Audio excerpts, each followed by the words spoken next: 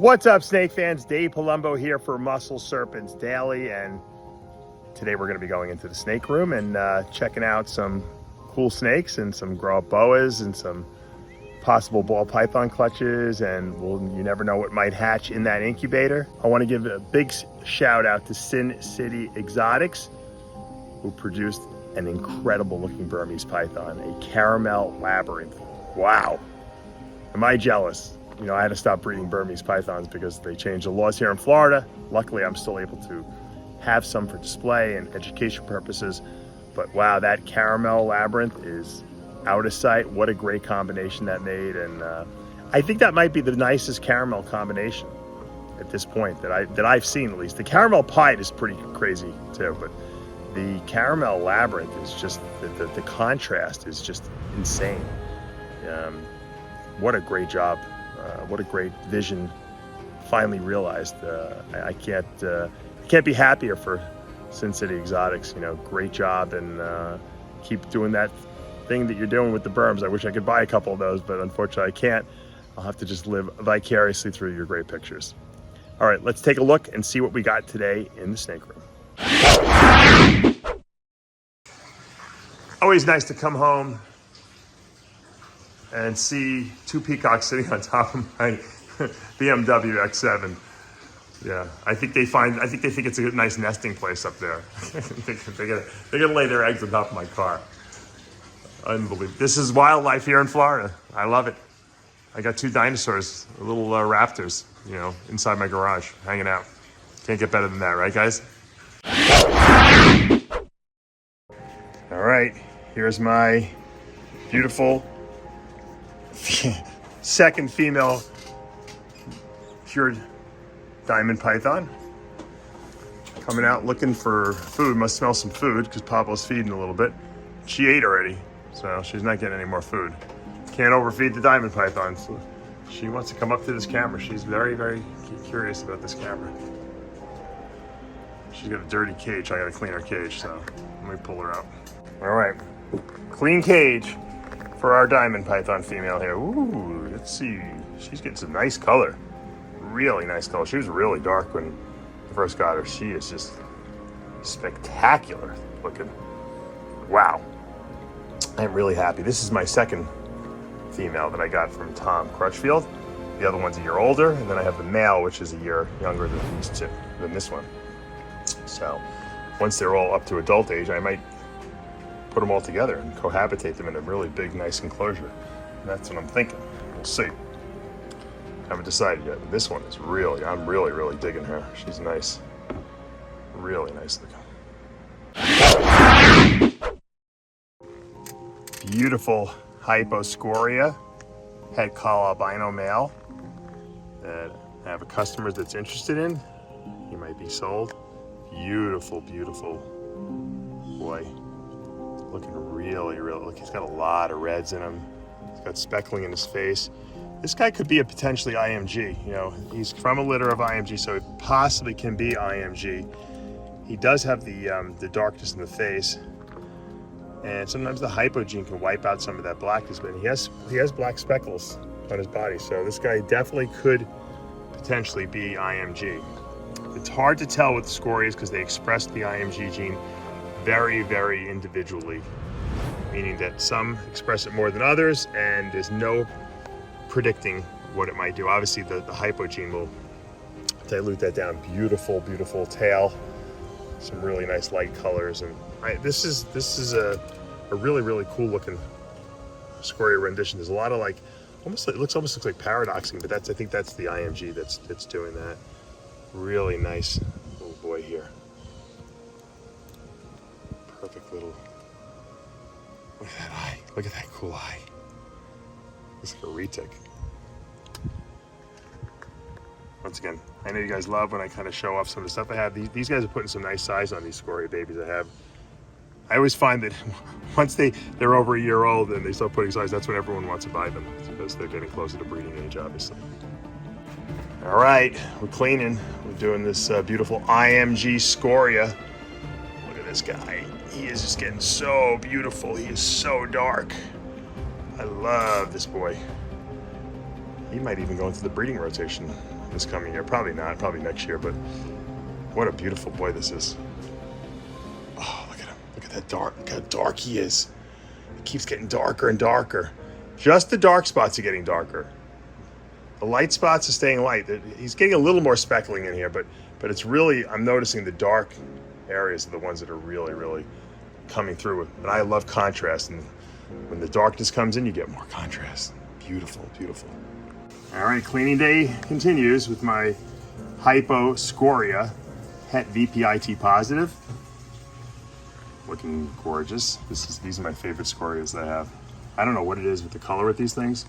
And they're only Het VPIT positive. They're just really nice. Maybe they're just nice hypos. But these are the nicest hypo scorias definitely that I've seen. Look at that eye, really beautiful eye, blue eye. Some really nice pinkish, salmonish color. Look at the tail, it's so clean. All right, we love to see clean enclosures here at Burmese Pythons and Boas. Look at this Russo Red Pastel Hypo Het Sterling. You want to see a really high expression Russo Red Pastel. Look at that. Look at those reds. And he's a Het. He's not a visual sterling, but the Russo Red, you know, is not just visible in sterling, it's visible in anything. This is just a really red saturated snake. And as a sterling, as a solid colored or solid patterned snake, this is going to be ultra red. So this male, if you pair him with a really nice Russo Red female, you're going to get some amazing babies out of this. Wow. He's available too, this guy. Can't believe no one's bought him yet. He'll be ready to breed at the end of the year. All right, cleaning day here. And we got my super fire male, and he's putting on some really good size. Look at him. Look at that interesting little stripe behind his eye there. All these super fires, they're not perfectly white. They have all kinds of, like, some of them are really, really white. Some have little freckles on them. And it doesn't seem that any other genes really influence that other than just the polygenics of the snake. You know, some of them have them, some of them don't. I've seen some really cool ones from a couple breeders that have, from Boa Republic, they have ones that have some yellow speckles all over. I'll show you some pictures of those. Really cool. And it's a line bred type of thing. So that's something that we can breed for. Can't put any more genes in this, but if we can just pick the snakes that have the speckles on them, we can go for the really white ones, then we can go for the really speckled ones. Really nice personality too these snakes have. Really smart. These super fires are super smart. Beautiful Kala Albino Leopard. One of the nicest renditions that I've seen. Really pinkish, a lot of pinks in there. Really perfect little head. A lot of detail, just a lot of good coloring in here. You know, all leopard albinos, that homozygous, double homozygous, they all look a little different. I've seen some are whiter, some have more pattern. This one almost looks like blood albino. It's got a lot of red saturation in here. Really nice. All right, guys, I have a yellow belly female here. This girl is a big girl. This girl gave me like 12 egg clutch about 2 years ago. She hasn't given me any babies in 2 years. And I bred her to what I think is a hurricane freeway. So she is looking enormous. She's been laying on her side. I have a feeling this could be an epically big monster clutch that we get.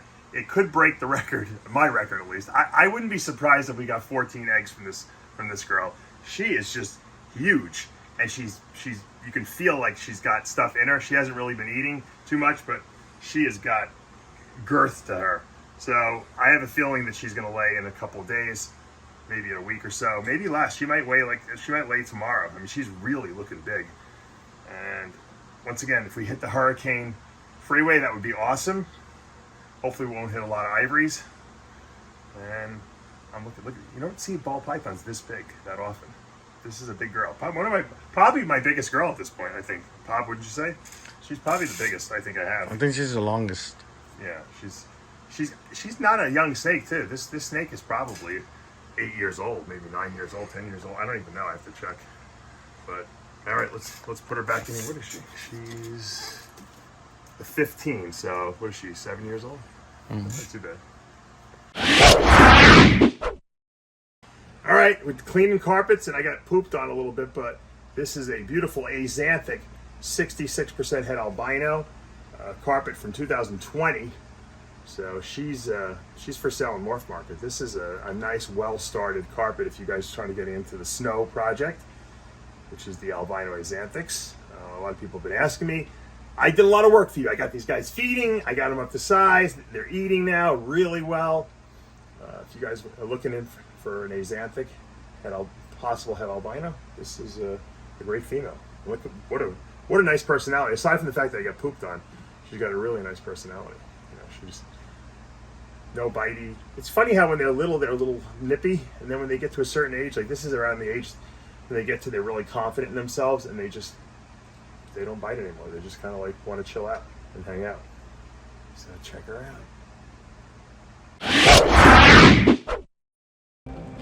Here's a beautiful albino, 66% het Xanthix. One of my holdbacks from 19. She's putting on a nice size now. She's in her 4-foot cage. Look at all that detail. A lot of albinos don't have a lot of that contrast in carpet pythons. I don't know if it means that she is maybe possibly het Xanthix, because it's a 66%er, so I got to prove her out. And a lot of times what people don't realize is that the Xanthix gene in carpet pythons is very, how do you say it? It kind of is visual in its het form. So we might be seeing something here going on. I just see a lot of interesting pattern here. Really beautiful female. Growing her up. Maybe next year. She's not going to breed this year. She'll maybe next year. Carpets need a little more time when they're females. You got to just kind of put them in the rack and let them grow. There's my zebra jungle jag het granite female that I've yet to get to breed. She's a 16, so she's 6 years old, and I still haven't gotten a clutch out of this girl. It seems like every year, right before she's about to breed, she starts getting a respiratory tract infection or something, and I gotta treat her, and it kind of ruins the breeding season. I don't know what her problem is, but hopefully this year. And she's a beautiful snake, and I love this snake. She's a great temperament, but I just never get a clutch out of her. You know, I think the male was too young last year. This year I thought that we were definitely gonna get something, and then she got a respiratory, and nothing. So we'll see, hopefully next year. There's always next year. Or at the end of this year, I should say. All right, guys, that's going to do it for today here at Palumbo's Pythons and Boas with the peacocks yelling in the background. I kind of just showed you some cool stuff as we were cleaning today in the snake room, and that's always sometimes that's the funnest stuff. You know, just stuff that I randomly see in my collection that I forgot about how much I really liked it and how cool I thought it was. You got to see some carpet pythons, some cool boas, and you know, it's the everyday doldrum of cleaning and watching your snakes growing and changing that really, I think that's what boa keeping and ball python keeping and snake keeping in general is all about. It's about the day-to-day. And if you can't get excited about the day-to-day, then you really don't love your snakes. You don't really love what you're doing. You're kind of doing it because it's a business. And that's okay too if that's what you're into. But I love the day-to-day, and when I see, hey, I'm so happy I held back that boa. You know what? It really turned out to be a great idea. Look how great this thing is developing. You know, and then before you know it, it's 2 years old, and you're like, holy mackerel, 1 more year and I can actually breed this thing. This is incredible. And a year goes in the blink of an eye. You know how that works. There's been some great boa breeding out there all throughout the world. I want to give a big shout out to Chris Janonis, who produced an incredible VPIT positive hypo, which would be a VPIT positive sun glow, Aztec, Labyrinth. Unbelievable looking snake this thing is. Man, was that a nice boa. I'll put a picture up there. This snake has got so much contrast, so many pinks in it, so much, you know, just interesting looking stuff going on. Because Aztec is a very busy pattern, and it's a little on the darker side. And then, you know, you take away that darkness with the VPIT positive and the hypo gene, and then you add Labby, which gives you those long, you know, like labyrinth-like pattern. and it just really meshed up well. I thought it really worked well together, and it had a good synergism. So congratulations on that snake. That's definitely something we'd all want to have in our collection for sure, and maybe something I can make in the future, and we could all aspire to do. And that's what it's all about. There's a lot of boa breeders out there and python breeders out there that are going to inspire us to do our own stuff, and maybe even take that one step further and make it even better. And that's the name of the game. All right, guys, I hope you're enjoying all these videos. If you are, make sure you hit that subscribe button, turn on your notifications, hit your like button. I'll see you back tomorrow morning.